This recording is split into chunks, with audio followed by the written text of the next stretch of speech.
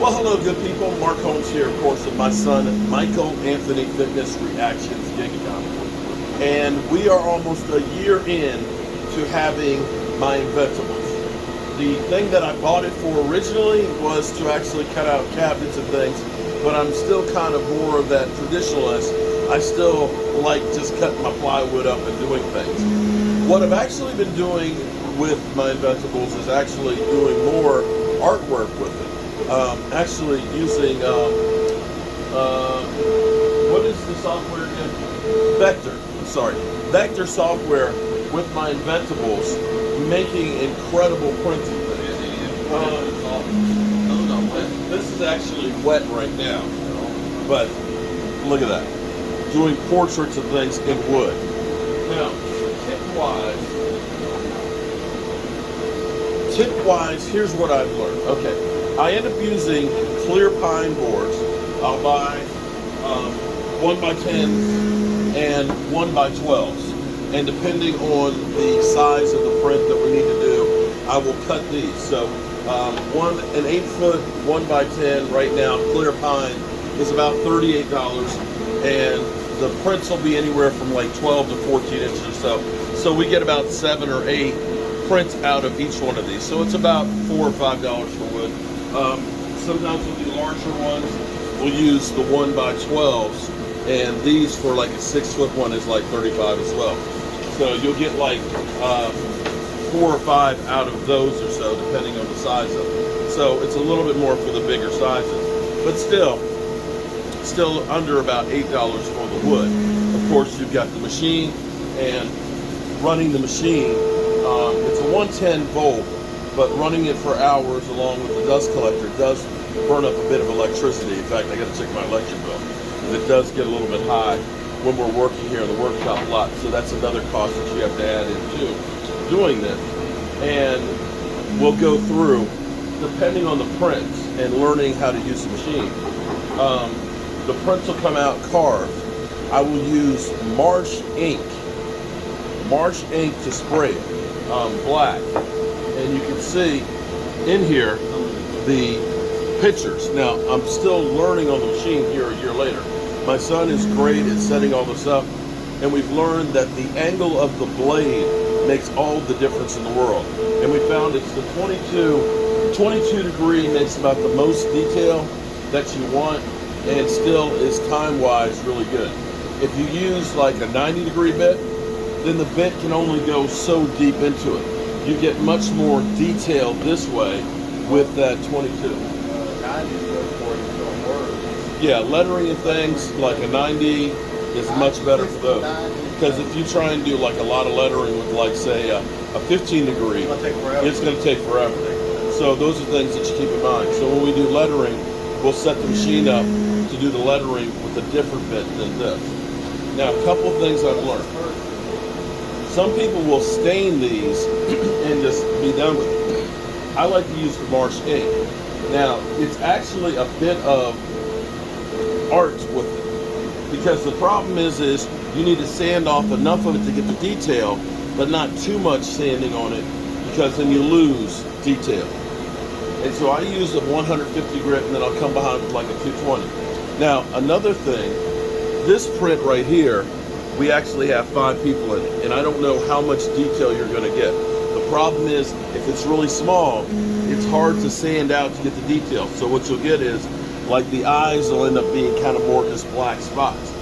You really want to have portraits that are closer up, like maybe 2 people and things. And you also want a high-res picture. If you try and use like a picture that's blurry, the computer can't tell one thing from the other, and you'll end up getting ones that'll be kind of a waste. Now for me, I've got a stack of ones where we cut and they haven't done well, but here's what I do.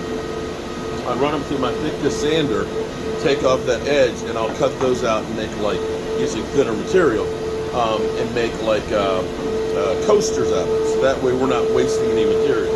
So we can make a whole lot of coasters coming up. So I'm gonna sand this piece and see what the detail is. Another thing that I've learned, and you'll see my son is behind me actually brushing on varnish. When you sand these, the dust is a black dust. and the borders in here get covered with the dust. If you try and brush the varnish, and I use a clear coat varnish on them, if you try and brush it on here, that dust, even though you blow it out, will end up being moved.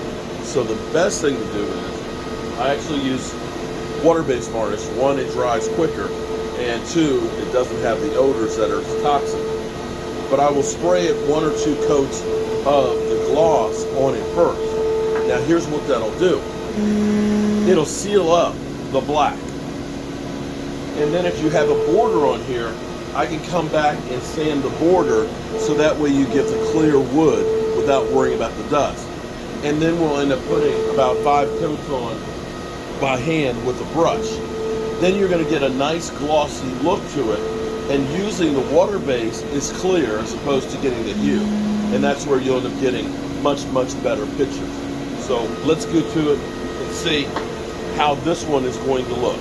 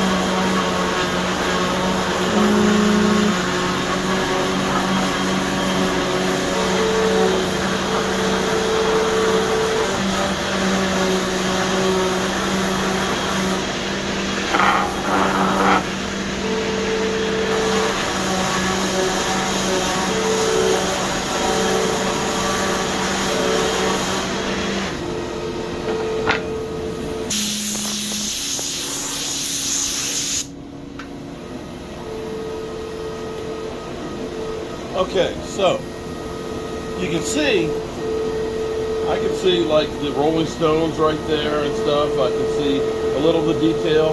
I can see the globe behind them and stuff. And it's not bad. It's not a bad picture at all.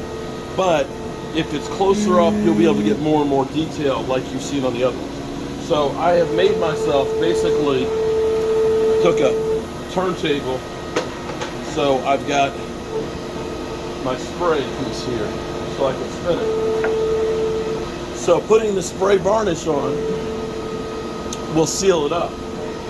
And then when it's dry, I'll go back through and I'll sand the edge so that way it'll be bright white again.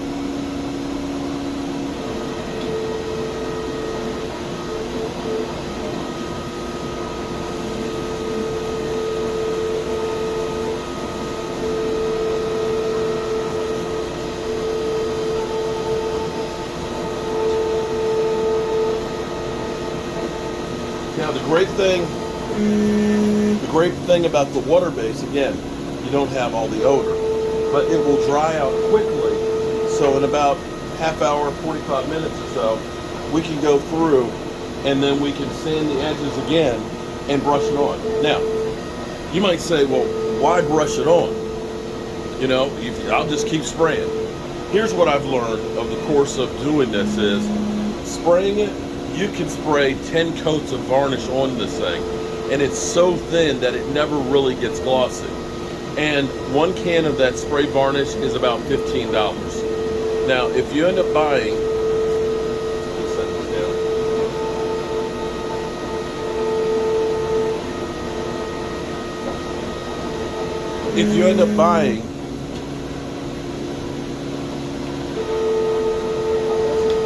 a can of the varnish here, this is now $24 a can. Okay, so it's like, wow. But this is $15. If you're going to do like I do and having this Inventables here machine, and I've got about 12 or so right there, you're better off buying yourself a gallon. A gallon, $64. So, buy a quart, $100 for a gallon. Buy a gallon of it. But here's the final tip I will tell you. Don't go ahead and just open it up and just dip out of the can out of there, because then you can cross-contaminate it with the brush. And you'll end up making, you know, it bad. You'll get a lot of the varnish into it. You might not seal it up good, and you're investing good money on this. So what I have is, I have like little plastic containers. I'll pour some in, have a lid on it, so I've got like, you know, a half a quart or so in there, and I'll have that for doing for a day or two, and that way I keep the can fresh and sealed up. So those are my tips on trying to do great artworks and stuff with the Inventables. It's been, I got this last year, the end of January, so it's almost a 1-year anniversary on this.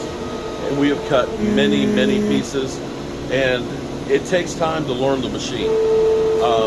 Still learning it, still getting it dialed in. Definitely the stuff we did the first couple of months versus what we're doing now are totally different. But I will say it has been well worth it, the money we put into this. All right, there you go. I hope you guys are having a great day. Hope these tips help.